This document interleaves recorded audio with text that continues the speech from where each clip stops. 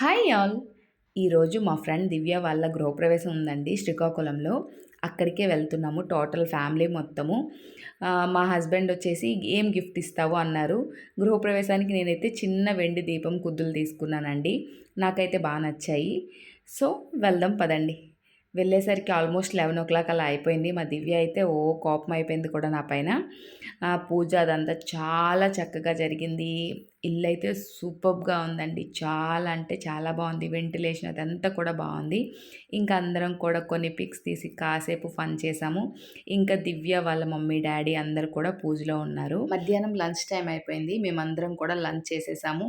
Lunch వచ్చేసి సూపర్బ్‌గా ఉందండి. అన్ని ఐటెమ్స్ కూడా చాలా చాలా బావున్నాయి.